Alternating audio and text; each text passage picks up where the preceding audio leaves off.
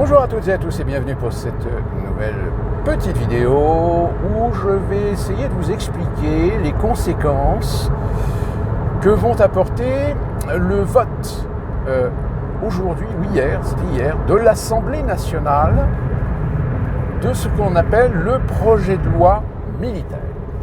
Souvenez-vous, j'en avais déjà un petit peu parlé dans quelques précédentes vidéos. Ce projet de loi est donc passé en première lecture, est allé au Sénat. Le Sénat, qui a trouvé une géniale idée de rajouter un article, l'article 23, qui permet à l'armée, en certaines circonstances, de pouvoir réquisitionner aussi bien des biens que des personnes. Et donc ce projet de loi a été voté hier à l'Assemblée nationale. Sauf que le problème, c'est que ce projet de loi qui est censé réformer un certain nombre de principes ou apporter des améliorations sur le champ légal, structurel, organisationnel et stratégique de l'armée, donc qui touche aussi bien sur la gestion interne, la mise en place de stratégies par rapport à certaines situations décrétées par l'État. Il y a quand même deux points qui suscitent bien, des inquiétudes. Donc le premier point, je viens de vous le dire, c'est le fait que l'armée, sur demande de l'État, d'une intervention bien spécifique, aura un droit de réquisition matérielle comme humain. Donc, j'ai envie de dire, j'espère pour vous, les jeunes générations, plus particulièrement les antimilitaires, les anarchistes, les ultra-gauches, voire même ces Français, dont on a dit qu'ils étaient Français lorsqu'ils ont fait des émeutes, mais parce qu'ils sont Français, là, dans ce cas-là, ils rentreront dans le cadre de la réquisition.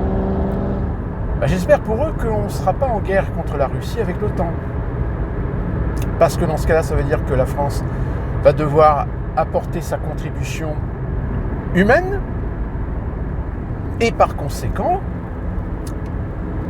faire de la réquisition par le principe d'une mobilisation ou d'une conscription sur des Français. Et qui plus est, en priorité, serait évidemment enrôler ceux qui ont fait leur service national universel dans une préparation militaire, puisqu'ils auraient été déjà formés. Alors pourquoi je vous dis plus spécifiquement les jeunes ? Mais parce que tous les jeunes qui ont fait, comme moi, le service militaire, suivant les positions, les fonctions que nous avions, nous restons mobilisables. C'est-à-dire que si la France était rentrée dans un conflit, même après avoir fini le service militaire, on est mobilisable. C'est-à-dire que l'armée peut très bien nous rappeler sous les drapeaux du fait que, suivant les fonctions, suivant ce que l'on a été formé, suivant les métiers qu'on a fait au sein de l'armée, c'est un potentiel pour l'armée d'avoir des gens au moins minimum déjà formés, au moins minimum ayant déjà subi des classes, ayant au minimum déjà la connaissance de l'usage des armes. Sauf que tous ceux qui ont fait leur service militaire, les derniers qui ont fait leur service militaire, aujourd'hui ont plus de 40 ans, voire 50 ans. Or, en règle générale, quand on est encore dans la capacité d'être conscrit, je crois que normalement c'est jusqu'à 45 ans. Donc ça veut dire que le potentiel de gens qu'on avait envoyés en service militaire dans les années 90, voire 2000, puisque je crois que les derniers contingents, c'était en 2003 ou 2004, je ne sais plus. Enfin, appelés du contingent, comme on les appelait. Ça ne va pas faire BZF, ça ne va pas aller très loin. Ça ne va pas aller encore plus loin du fait que les dernières années du service militaire, au moins les 10 dernières années, il y a quand même un sacré paquet de jeunes qui ont réussi à échapper au service militaire. qui se sont fait exempter. Donc du fait qu'ils sont exemptés, ils ont été exemptés pour une raison X ou Y. Si je vous dis Y, peut-être que certains... P4, c'est P4, hein, c'est ça, oui. Ben, ils ne seront pas mobilisables, ceux-là. Donc ça sera forcément les jeunes qui ont aujourd'hui entre 18 et 30 ans qui seront mobilisables. Donc, à tous nos véhéments qui veulent absolument sauver l'Ukraine, qui à la limite sont très véhéments et prêts à envoyer en guerre, en croisade, la France contre la Russie, bah maintenant, sachez que vous ne pourrez plus le faire uniquement derrière votre petit PC ou derrière votre petit téléphone confortablement installé sur votre canapé dans votre petit cocon.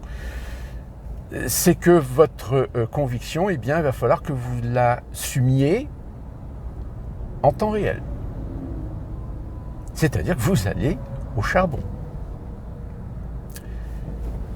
Et enfin, le deuxième élément de cette loi de programmation militaire va octroyer à l'armée des outils de surveillance, des outils de collecte de données qui pourraient très bien ne pas se limiter qu'à des opérations militaires. C'est-à-dire que l'armée va pouvoir travailler en coordination avec les services de renseignement, partager des données. Et donc partager des données, ça veut dire quoi? Ça veut dire que si vous êtes un dissident, que vous êtes fiché aux renseignements généraux, l'armée pourra très bien aussi obtenir des informations sur vous. Et donc l'armée aura la capacité d'obtenir des informations sur toutes les personnes. Et qui plus est, si jamais l'armée décide de réquisitionner par conscription, par mobilisation, une tranche d'âge d'individus qui seront appelés sous les drapeaux, si certains décident de ne pas y aller, alors il est prévu une amende très chère, voire même s'il y a récidive, prison. Hein. Et l'armée, si elle appelle des gens et que les gens ne viennent pas, elle aura la possibilité d'obtenir des informations et d'avoir une traçabilité de ces personnes pour aller les cueillir. Oui, imaginez, vous avez la France, voilà, l'OTAN. L'OTAN décide d'aller en Ukraine. Donc ça veut dire que la France va devoir fournir aussi, au même titre que n'importe quel autre, des hommes. Or, l'armée française n'a pas suffisamment d'hommes pour une opération d'une telle envergure, en l'occurrence, aller essayer de botter les Russes hors d'Ukraine. Là, je vous parle sur du plan militaire conventionnel. Là, on ne parle pas du nucléaire. Et que tout d'un coup, l'État français décide de faire une mobilisation sur des gens entre 20 et 25 ans. Évidemment, ceux qui ne vont pas vouloir y aller vont dire « moi, j'y vais pas, il est hors de question que j'y aille, etc. » Le jour où vous êtes censé vous rendre à tel endroit pour être incorporé, l'armée va vous considérer comme déserteur, elle va tout de suite faire en sorte d'identifier où vous êtes, parce que vous êtes tellement con que vous allez continuer à utiliser vos réseaux sociaux, à utiliser votre téléphone, à utiliser votre carte bancaire pour vous payer vos petits loisirs, votre petit resto, votre petit bar, vos petits voyages, etc. Et du coup, ils sauront exactement où vous êtes et ils iront vous cueillir. Grâce au consentement ou à l'ignorance que vous avez eu de ne pas être très attentif à ce que vos élus ont voté en votre nom. C'est-à-dire des outils de surveillance et des outils d'identification numérique. Accélération auprès de l'Europe sur la monnaie numérique et sur le fameux portefeuille numérique. Attention, j'insiste bien, le terme portefeuille est très important. Portefeuille, c'est pas portefeuille monnaie, c'est portefeuille d'information.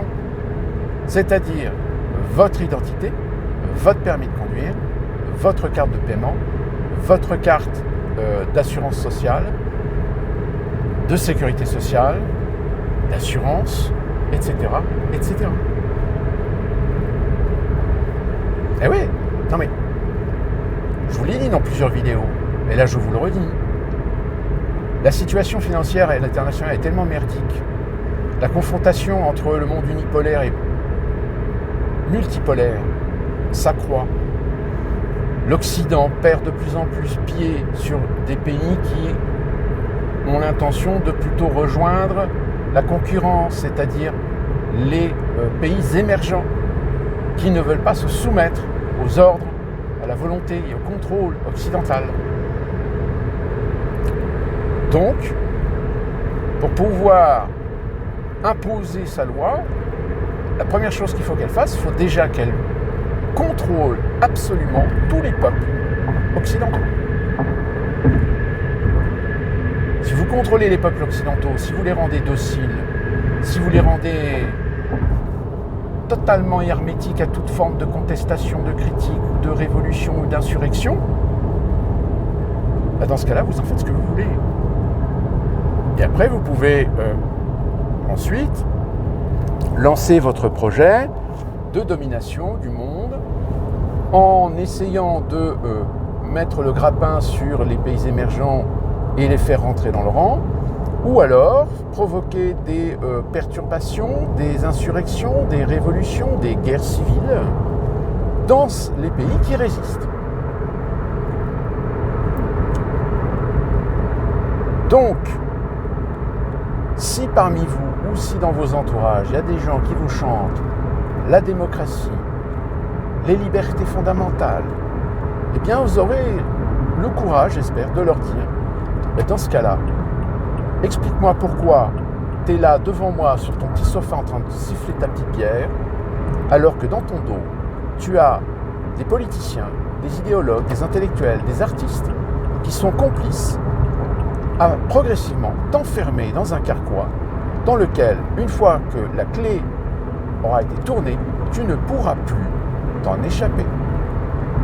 Et tu n'auras d'autre que choix, soit de collaborer, de fermer ta gueule, d'être consensuel, d'être complaisant, voire même de vendre père et mère, voisins, amis, pour garder les avantages de ta petite vie, de ton petit cocon, de ta petite consommation. Et là, je parle de tous les gens qui sont des influenceurs, qui sont des gamers, etc. Ces gens-là sont les pires, sont les plus dangereux, parce que c'est ceux-là qui seront les premiers à vendre sans aucun scrupule, tant qu'ils garderont la capacité à pouvoir gagner toujours plus de pognon avec leurs activités. D'ailleurs, vous le voyez bien, dans le monde des influenceurs, on ne fait pas de politique. Vous aurez beau essayer de leur démontrer qu'ils sont des contributeurs à laver le cerveau, à bêtifier, idiotifier, je ne sais pas, les mots n'existent pas, il faudrait peut-être les inventer. La jeunesse, parce que leur zone d'achalandise, leur zone commerciale, on va dire, leur clientèle, c'est évidemment des jeunes, c'est pas des trentenaires ou des quarantenaires, quoique en ce qui concerne les trentenaires, j'ai des doutes. Il y en a quand même qui sont déjà attaqués depuis très longtemps sur ce domaine. Donc là, on est vraiment dans une situation qui est en train de tourner en défaveur des libertés fondamentales, des libertés individuelles. Et je vais terminer par une petite histoire que, évidemment, certains médias ne vous racontent pas. Il faut savoir, souvenez-vous, les médias vous ont chanté « Ah, ça y est, en Russie, un coup d'État se prépare, Prigojine, le patron des Wagner, est en train de mobiliser des forces pour dégager Poutine. » Et puis finalement, ça a fait pchit. Et vous êtes certainement resté sur le fait que Prigojine a eu le bénéfice d'un accord avec Poutine, à condition qu'il ne remette plus les pieds en Russie et qu'il reste en Biélorussie. Eh bien, sachez que Prigojine n'est pas en Biélorussie, mais est bien en Russie. qu'il y a bien eu une rencontre entre Poutine et Prigojine et qu'ils ont trouvé en fait un deal. Pourquoi ? Parce que Prigojine est un petit protégé des élites russes. Et attention, des élites russes patriotes. Les mêmes élites russes qui soutiennent Poutine en place.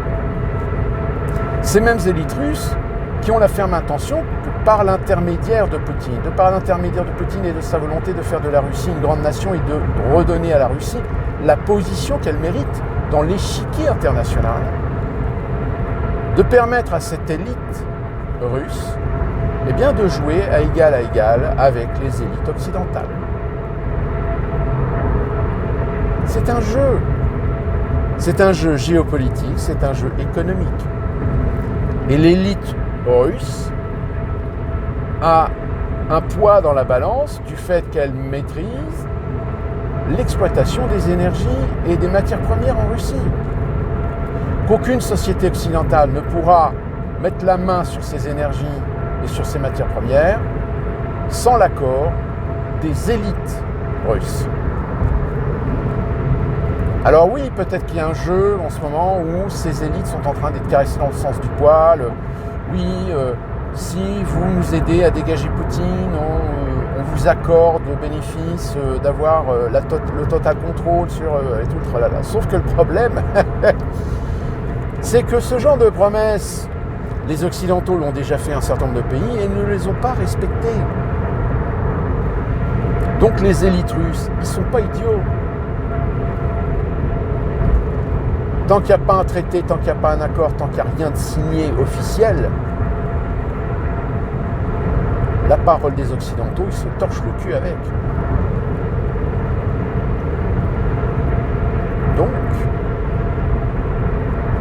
forcément, vu qu'aujourd'hui les leviers et les pouvoirs sont entre les mains de la finance et que la finance aujourd'hui elle est en train de se fissurer.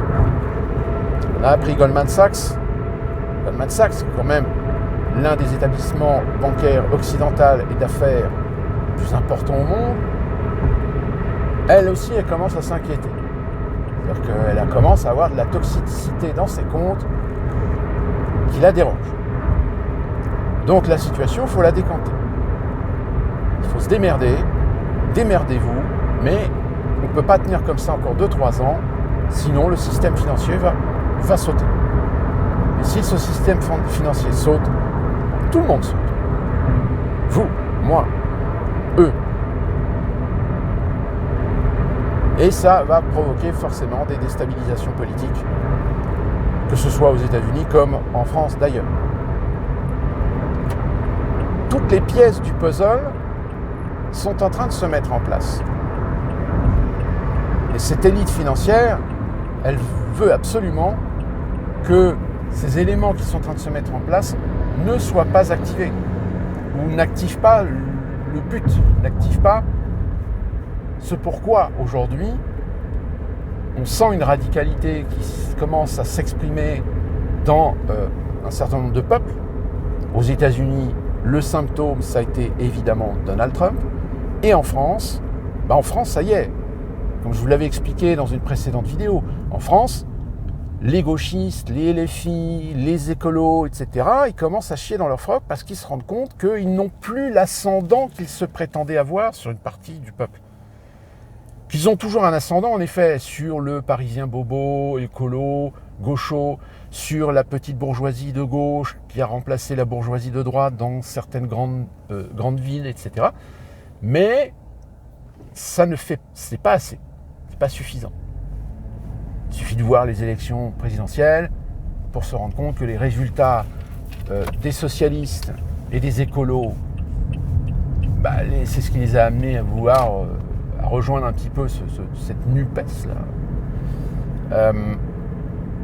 Mais le problème, c'est que la NUPES, elle a pris évidemment l'ascendant sur tous les autres, et vu que la NUPES, elle fait que des conneries, les socialistes commencent à réfléchir peut-être à essayer d'arrêter leurs conneries. Les écolos, on ne sait pas trop, on ne sait pas ce qu'ils veulent, on ne sait pas ce qu'ils font. On a l'impression qu'en fait, ils sont tellement à côté de la plaque Ils ont l'air complètement dépassés par les événements. Donc, soyons clairs que ce projet de loi de programmation militaire est une pierre supplémentaire sur des outils qui vont permettre d'avoir un ascendant sur le peuple. Alors attention, c'est militaire.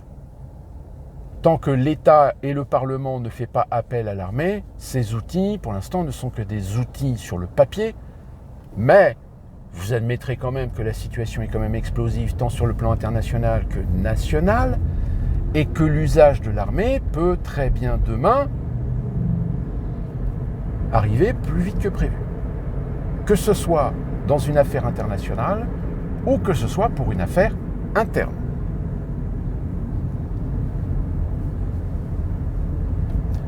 Et je vais terminer par le 14 juillet, c'est demain.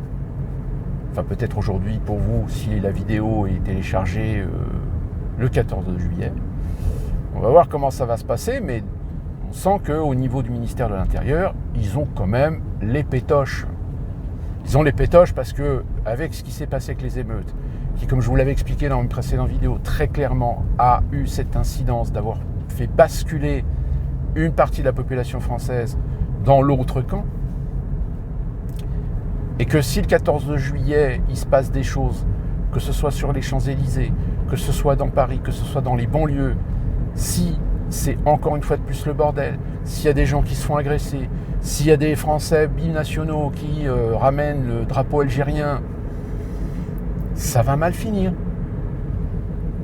Ça va mal finir. Et en plus de ça, on a appris que Macron ne fera pas d'interview ni d'intervention le 14 juillet, ce qui est la première fois que ça arrive depuis 45 ans, qui se réserve de parler aux Français ou de faire une interview ultérieurement. Donc on sent que ça va pas. On sent que c'est le bordel. On sent que dans l'éducation nationale, Pape Ndiaye, qui d'ailleurs se plaint qu'il a accusé CNews d'être une chaîne d'extrême droite, mais qu'aucun de ses collaborateurs, ou même des partis macronistes, etc., ne le soutiennent dans ses propos. Donc le mec, tout d'un coup, c'est ça, hein, c'est le genre d'individu qui croit qu'il a une position, une stature pour se permettre de dire des choses et de balancer de la merde dans la gueule des autres en croyant que tout le monde va le soutenir. Eh ben non, mon gars. Ça, là c'est clair, commence déjà à faire tes cartons parce que tu vas pas rester à l'éducation nationale. Et inversement, on a Schiappa qui très clairement cette fois-ci est devant le fait accompli.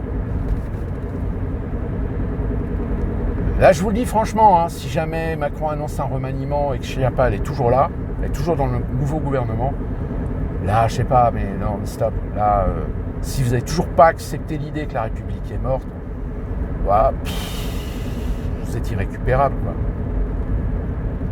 J'ai envie de dire que si vous arrivez des problèmes, des merdes à cause de ce gouvernement, à cause de cette société, à cause de... bien fait pour vous. Vous l'aurez cherché. Vous l'aurez mérité. Vous aurez subi le karma, comme on dit. Donc voilà, encore une fois de plus, un avertissement que je vous donne avec ce projet de loi, cette loi de programmation militaire, qui n'est pas la première et qui ne sera pas la dernière, parce qu'il y a d'autres lois qui ont été passées, il y a des lois qui faisaient partie de l'état d'urgence terroriste, l'état d'urgence sanitaire, qui, certaines d'entre elles, font partie d'un appareil de contrôle, de surveillance, de soumission du peuple, dont certaines ont été institutionnalisées, et ça va continuer, tant qu'il n'y aura pas une prise de conscience globale de la part des Français sur cette situation. Qu'ils sont dans la merde, et que pour préserver leur monde, pour garder le pouvoir, pour garder les leviers, ils sont tout à fait disposés à vous mettre sous un régime autoritaire, alors totalitaire, mais totalitaire sous couvert du manteau de la démocratie, hein, toujours, mais au moins autoritaire, pour garder le contrôle, ou prendre le contrôle sur vos vies, sur vos décisions, sur vos modes de consommation, voire sur vos opinions. votre liberté d'expression, votre liberté d'opinion, votre liberté de vous déplacer, votre liberté de propriété. D'ici là, on se retrouve pour une prochaine vidéo. Portez-vous bien.